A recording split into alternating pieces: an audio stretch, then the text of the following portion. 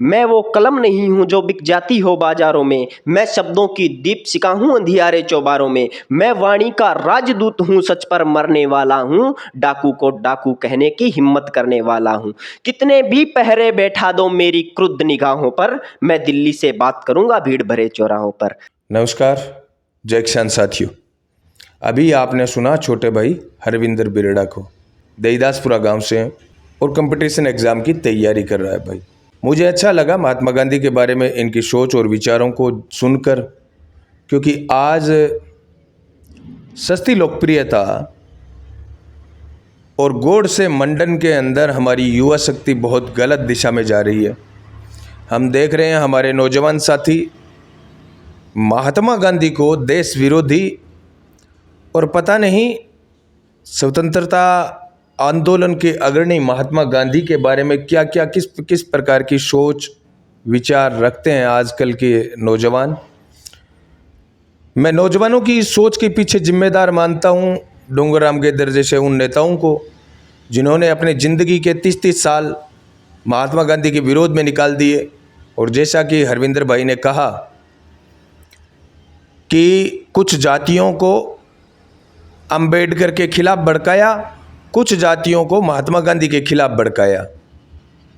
आप चाहे किसी भी समाज से आते हैं, आप एक हिंदुस्तानी अगर हैं तो हमेशा याद रखना हर स्वतंत्रता सेनानी की आज़ादी की लड़ाई में अलग अलग भूमिका थी।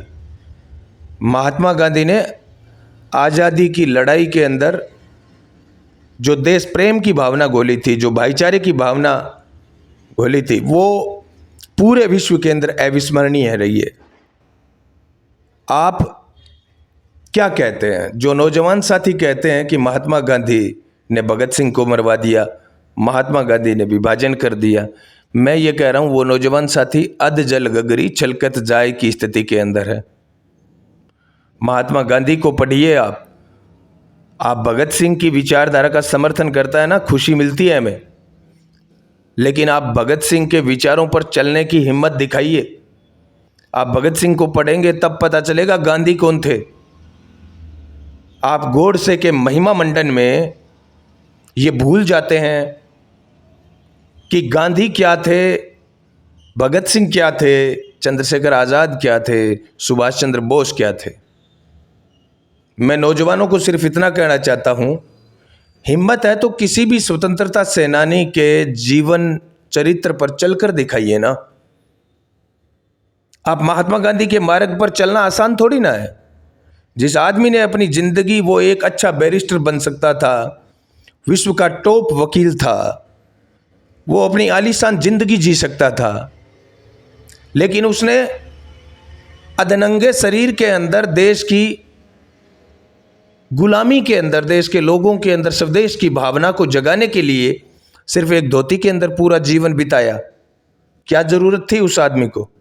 और जो लोग कहते हैं भारत पाकिस्तान के विभाजन की बात करते हैं, उन्हें पता नहीं है कि महात्मा गांधी ने भारत पाकिस्तान के विभाजन के बाद अन्न जल तक छोड़ दिया था। हाँ, कुछ स्वार्थी नेता थे, चाहे वो नेहरू थे या फिर जिन्ना थे। कम से कम देश के विभाजन के लिए मैं इन दोनों नेताओं को जिम्मेदार मानता हूं। बाकी नेहरू जी की बहुत सारी नीतियों से मैं प्रभावित रहा हूं। नेहरू जी ने देश के आज़ाद भारत के जो नींव रखी थी, वो मजबूत नींव रखी थी, बहुत अच्छे विकास के कार्य करवाए थे। मैं नौजवान साथियों से इतना ही कहता हूं, हमारे सुनहरे भविष्य को अगर आपको लिखना है तो अतीत के अंदर उन चीज़ों को आप खंगालिए जो चीज़ें आपके लिए बेहतर हो, हमारे देश के लिए बेहतर हो। और भाई हरविंदर छोटी सी उम्र के अंदर महात्मा गांधी के बारे में, हमारे स्वतंत्रता सेनानियों के बारे में जैसे विचार रखते हैं, वैसे नौजवानों को रखने चाहिए। अगर आप इतने उग्र हैं तो भगत सिंह के मार्ग पर चलकर अन्यायों अत्याचारों के खिलाफ आवाज़ उठाने की हिम्मत रखिए ना। कौन रोकता है आपको?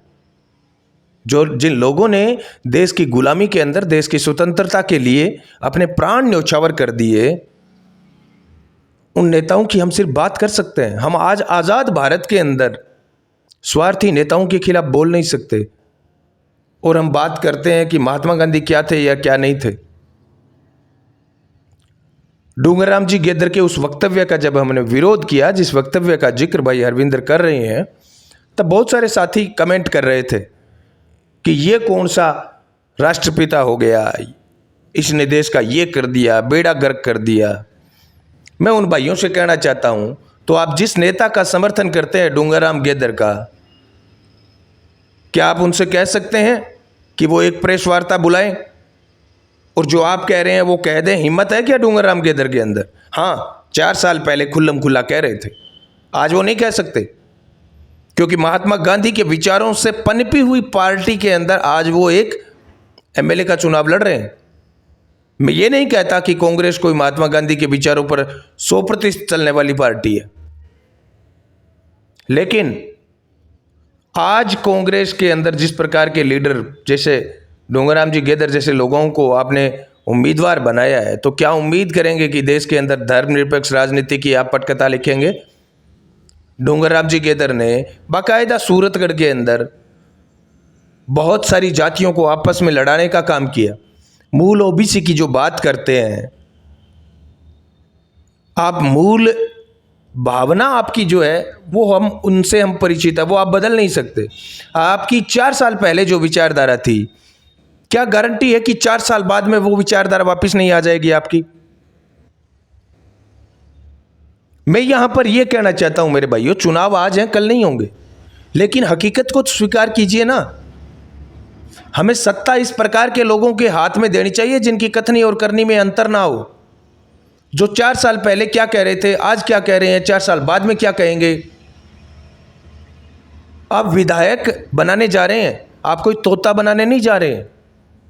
डूंगरराम जी गेदर को कम से कम वोट देने का मतलब है कि एक तोते को चुनना, जो सही को सही गलत को गलत नहीं बोल सकता, उस आदमी को आप विधायक बना रहे हैं। आप कह रहे हो कि एक इंसान की मैं आलोचना कर रहा हूं। हिम्मत है तो विवेकशील विचार मंच की हिस्ट्री देखिए। आपके डूंगरराम जी गेदर के मुंह में दही जमा हुआ था जब मैं इन बाहुबलियों के खिलाफ लड़ रहा था, और दही आज भी उनकी जुबान पे। वोट मांग सकते हो आप, गरीबों की गरीबी का मजाक उड़ा सकते हो आप, हम ये कर देंगे, हम वो कर देंगे। अरे इन बाहुबलियों के खिलाफ बोल के बताइए ना। आज गांव गांव डाणी डाणी जाकर आप एससी समाज के अंदर ये कह रहे हो कि मैं तो वही डूंगरराम गेदर हूं ना, मुझे वोट दीजिए, आप कांग्रेस पार्टी को मत दीजिए। बताओ यार, कांग्रेस पार्टी ने ऐसे आदमी को उम्मीदवार बना रखा है जो कांग्रेस पार्टी का ही प्रचार नहीं कर रहा। देखा नहीं पंचायत समिति चुनावों में, देखा नहीं जिला परिषद चुनावों में कांग्रेस उम्मीदवारों को हराया था इस आदमी ने। मैं यहां पर कांग्रेस की पैरवी नहीं कर रहा हूं, ना मैं कांग्रेस का प्रवक्ता हूं, लेकिन मैं इतना कहना चाहता हूं, आज कांग्रेस हो या बीजेपी हो, उन पार्टियों को खतरा इस प्रकार के लोगों से है जिनकी मूल विचारधारा कुछ और है। ये इनकी विचारधारा नहीं है, सिर्फ जीतने के लिए आप टिकट दोगे। भाई मैं तो इतना कहना चाहता हूं, मेरे अंदर जितनी बुद्धि है ना, हो सकता है मैं गलत हूं, लेकिन अशोक गहलोत ने हमेशा ऐसे लोगों को कांग्रेस के अंदर बढ़ावा दिया है जो जातीय वैमनस्यता बढ़ाने का काम करते हैं, जो जातीय टकराव का काम करते हैं।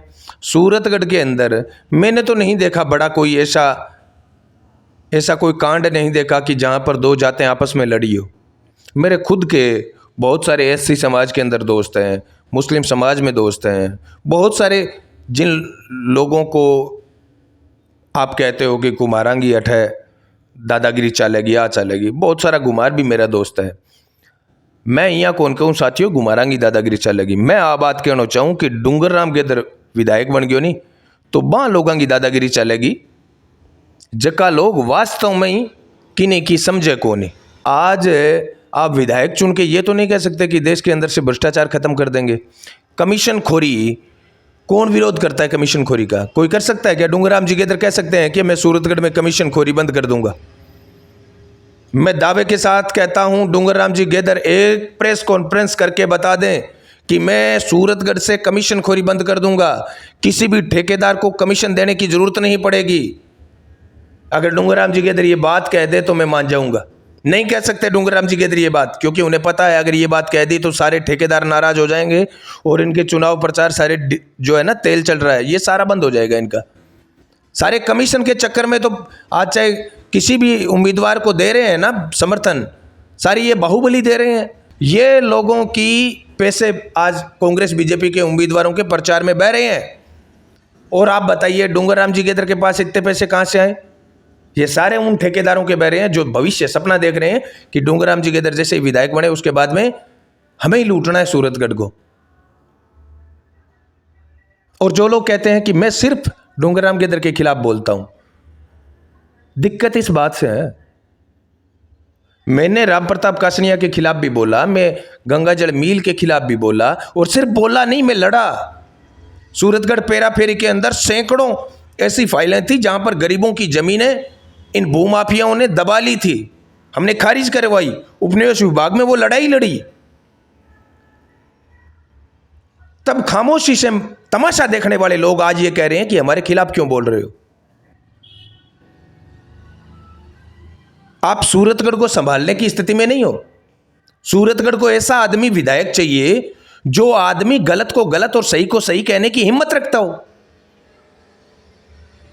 भाई मैं लाख बुरा मानता हूं राम प्रताप कासनिया को, खिलाफ लड़ा था उनके, अब भी लड़ रहा हूं, लेकिन राम प्रताप कासनिया की एक बात मुझे अच्छी लगती है, वो ये कि वो गलत को गलत और सही को सही कहने की हिम्मत रखता है। उसके अंदर हो सकता है कि वो गाड़ियां बाल के बीच में कोई तड़का लगा दे, वो अलग बात है। बूढ़ो आदमी है, मुंह निकल जे के बड़ी बात है। अटे डूंगरराम जी गेदर भी अगर गलत ने गलत और सही ने सही क्यों थे बाकी मुंह गलत निकल जाए तो डूंगरराम जी गेदर ने क्या आप माफ कौन करांगा? बोलना तो सीखो नहीं। डूंगरराम जी गेदर एक मिशन के आदमी है। 25 साल इन्होंने एक मिशन चलाया महात्मा गांधी को बदनाम करने का और बाबा साहब अंबेडकर के खिलाफ कुछ जातियों को उकसाने का। वो मिशन इनका अब कामयाब हो गया। उस मिशन को अब इन्हें इंप्लीमेंट करना है। आप जानकर हैरान रह जाएंगे, इनका मिशन जब कामयाब होगा विकास तो धरा का धरा रह जाएगा और यहां पर जातीय दंगे आपको देखने को मिलेंगे। सूरतगढ़ में जिस प्रकार से आज उत्तर प्रदेश में धार्मिक आधार पर दंगे हो रहे हैं ना, वैसे आप सूरतगढ़ में जातीय दंगे देखेंगे। मैं मेरे नौजवान भाइयों को विशेषकर यह कहना चाहता हूं जो पढ़े लिखे हैं ना, उनको आप अच्छा उम्मीदवार नहीं चुन सकते ना तो आपको कोई अधिकार नहीं है कि आप क्षेत्र के अंदर शांति और भाईचारे को बिगाड़े। हरी बेनीवाल के पास बहुत सारे जब फोन आते हैं, मेरे पास आज भी आते हैं यार, इन विधायकों के पास नहीं आते जितने फोन, उतने फोन मेरे पास पीड़ितों के आते हैं। आज भी मैं देखता हूं डूंगरराम गेदर के प्रचार कर रहे लोग मुझे फोन कर रहे हैं कि भाई जी काम तो था नहीं कराना पड़ सी। कोई बात को नहीं, काम करास का या नहीं करास का, लेकिन एक बात की गारंटी दे सका कि मैं सही के लिए लड़ सका और गलत के लिए मैं टकरा सका। बिंग लिए मन डरने की जरूरत को नहीं।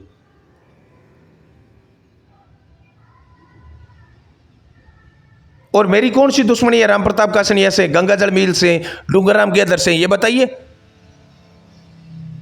जिन लोगों ने देश की आजादी के लिए प्राण न्यौछावर कर दिए तो उन्होंने सोचा था क्या भी देश आजाद होने के बाद में इस प्रकार की हालात आएगी कि हमारे नौजवान देश की आजादी को संभाल नहीं पाएंगे। आज मैं सिर्फ ही खतर चुप रह जाऊं कि मैं बस परिवार पालनो है, बड़ंदे और क्यों की दुश्मनी लिया। इस देश में 1% सिरफिरे आज़ादी की लड़ाई में लड़ रहे थे और 1% सिरफिरे आज भी इस आज़ादी को संभालने के लिए लड़ रहे हैं। उनमें से मैं भी एक सिरफिरा हूं। मुझे नुकसान होता है तो हो जाए, नाराज होता है तो हो जाए। 3 दिन से मोबाइल बंद करना पड़ रहा है क्योंकि इनकी इस प्रकार से गालियां आ रही है। क्या कर लोगे आप ज़्यादा से ज़्यादा? 3 तारीख तक मैं देखता हूं कितनी गालियां निकालते हो आप।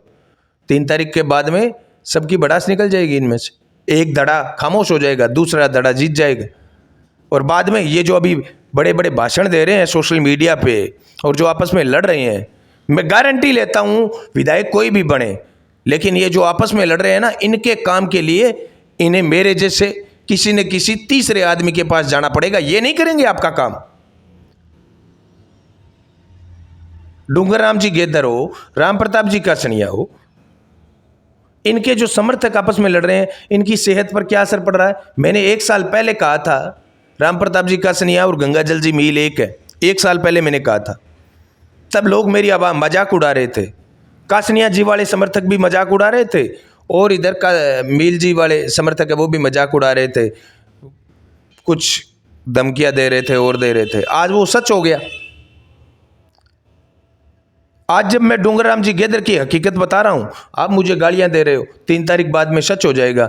जीतेगा तो भी सच हो जाएगा और हारेगा तब भी सच हो जाएगा। जीतेगा तो इनकी औकात देख लेना, सूरतगढ़ को लूटने वाले लोगों के खिलाफ इनकी जुबान नहीं खुलेगी। और जो भ्रष्टाचारी हैं वो सूरतगढ़ के अंदर तांडव करेंगे, देखते जाना। जातियां आपस में लड़ेगी जात के नाम पर।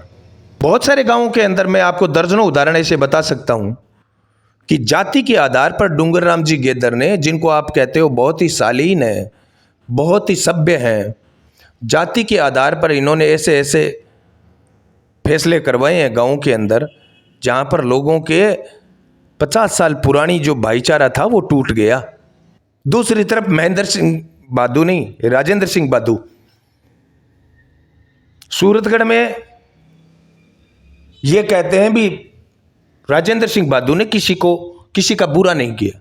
मैं ये कहता हूं, आप भूल गए उस पोटलिया जी को, एसडीएम साहब को।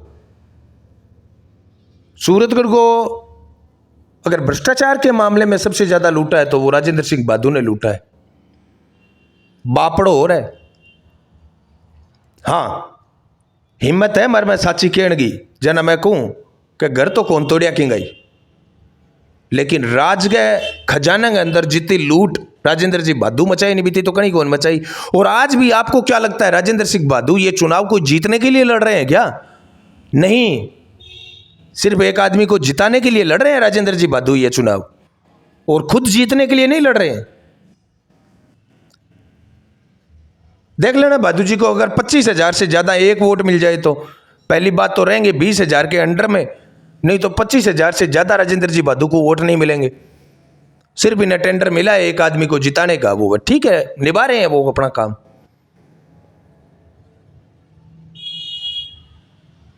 ये बात बोलने की हिम्मत भाई राजेंद्र बादू के खिलाफ बोलने की, राम प्रताप कासनिया के खिलाफ बोलने की, डूंगरराम गेदर के खिलाफ बोलने की है क्या किसी में हिम्मत? नहीं है। ये सब के सब मैं ये बता देता हूं, अपनी अपनी रोटियां सेकने के लिए जनता को आपस में लड़ा रहे हैं। और जो भाई मेरे कमेंट करके कॉल करके जो धमकियां दे रहे हैं ना, उन्हें मैं कहना चाहता हूं, अकेला घूमता हूं मोटरसाइकिल पे, हिम्मत है तो कहीं पर भी किसी भी चौराहे पे रोक के देख लेना। लेकिन याद रखना एक बात को, आपकी एक गलती आपके पूरे खानदान पर भारी पड़ सकती है, ये देख लेना। एक बात बताओ, आपको पढ़ाने के लिए आपके माँ बाप ने भेजा है, कितनी मेहनत की है, आप यहां पर सूरतगढ़ में पढ़ने का काम करते हो या दादागिरी करने का काम करते हो? जिस खून पसीने की कमाई से आपके माँ बाप आपको यहां पर सूरतगढ़ में पढ़ने के लिए भेज रहे हैं, और यहां पर आप सुपारी लेने की बात कर रहे हो। मेरे को तो ज्यादा से ज्यादा 10 दिन फोन ही बंद करना पड़ेगा, इसके अलावा कुछ नहीं करना पड़ेगा। लेकिन आपका करियर तबाह हो जाएगा एक गलती के कारण। साल 2 साल बाद में है ना, आप पछताओगे कि मेरी नौकरी क्यों नहीं लग रही है। तब ना गेदर आपका घर भरेगा और ना कोई कासनिया आपका घर भरेगा, भूखे मरोगे खुद। आज जब करियर बनाने की आपकी बारी है, पढ़ने लिखने की बारी है यार, देश के लिए भलाई नहीं कर सकते हो, भाईचारा नहीं बचा सकते हो, तो कम से कम ये काम तो मत करो ना, लड़ने का लड़ाने का। तो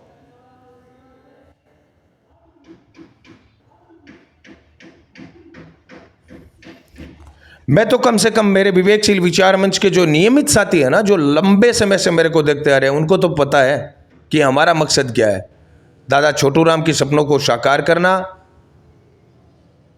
लोगों के अंदर लोकतांत्रिक अवेयरनेस लाना, जागरूक और जिम्मेदार नागरिक बनाना, ये हमारा है मकसद। और इस मकसद की पूर्ति के लिए बीच में चाहे गेदर आता है और चाहे कासनिया आता है, उनकी पोल खोलने का काम हम शिद्दत से करते हैं और करते रहेंगे। उसके अंदर नाराज कोई हो तो हो।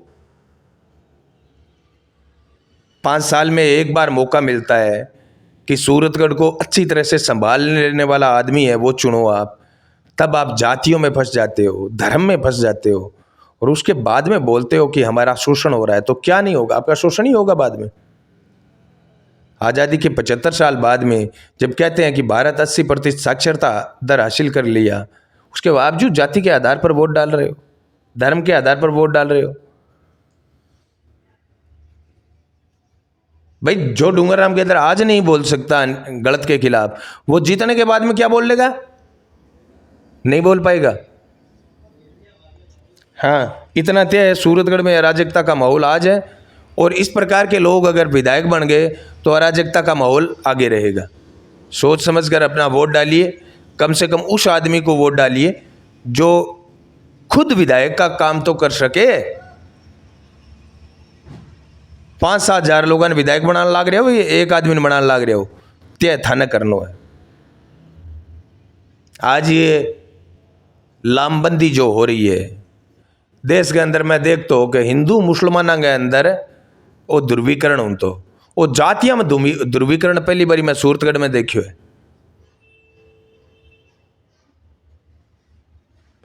आप ये ध्रुवीकरण से ज्यादा जीत जाओगे, विधानसभा में पहुंच जाओगे। कितने लोगों के साथ आप धोखा कर रहे हो।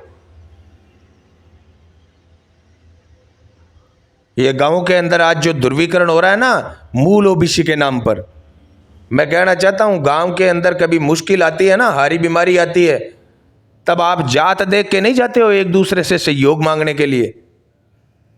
हम भाईचारे से रहते हैं गांवों के अंदर और ये लोग पनपे हैं। आने वाला टाइम बहुत बुरा है, इनको आज ही जवाब दे दो जो जातियों के नाम पर हमें आपस में लड़ाना चाहते हैं।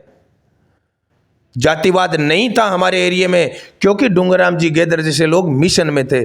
मिशन आज भी आप लगो, कोई दिक्कत नहीं है, सामाजिक काम करो, उसके अंदर डूंगरराम जी गेदर एक नंबर का आदमी है। राजनीति के लायक नहीं है भाई। डूंगरराम जी गेदर को विधायक बना दोगे, ये तो लग जाएंगे भजन करने में, चुपचाप बैठने में कि जी मैं तो गलत बोल नहीं सकता, मैं तो शांत रहने वाला आदमी हूं। बाद में देखना यहां पर किस प्रकार का तांडव मचता है सूरतगढ़ में। व्यक्तिगत तौर पर मैं आज भी कहता हूं डूंगरराम जी गेदर अच्छे आदमी है, लेकिन विधायक जैसा जहां पर 3 लाख लोगों की भविष्य का सवाल जुड़ा हो, वो पद आपके हाथ में दे। आपके आज आप राम प्रताप कासनिया के खिलाफ नहीं बोल सकते, आज आप गंगाजल जी मील के खिलाफ नहीं बोल सकते, जिन्होंने यहाँ पर भूमाफियाओं को संरक्षण दिया, जिस परिवार ने, उसके खिलाफ एक बाइट दिखा दो राम प्रताप जी कासनिया या गंगाजल जी मील के खिलाफ। आप कभी बोले हो क्या? बोल भी नहीं सकते, आप भविष्य में नहीं बोल सकते, चाहे कोई कुछ भी करे। तो आप जब बोल ही नहीं सकते तो मतलब क्या हुआ भाई? पूरे शहर को लूटा होगा, भ्रष्टाचार किया होगा, लेकिन एक बात मैं बता दूं, लोगों को आपस में लड़ाने का काम तो नहीं किया उन लोगों ने। यह काम मत करो भाई। अच्छा विकल्प देख के आप वोट दीजिए, कोई दिक्कत नहीं है, किसी को दे चाहे आप। आज डूंगरराम जी गेदर को भी देना तो आप रोके उन्हें भी, गेदर साहब मैं थाने वोट दूं नहीं, ये आधार पर कौन दूं कि मैं कोई मूल ओबीसी के हूं या मैं कोई एससी समाज हूं या मैं कोई कुमार हूं, ई खतर वोट कौन दूं थाने।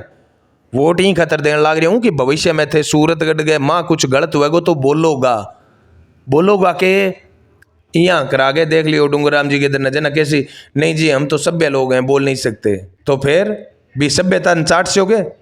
ये बात है मेरे भाई। धन्यवाद। जय किसान।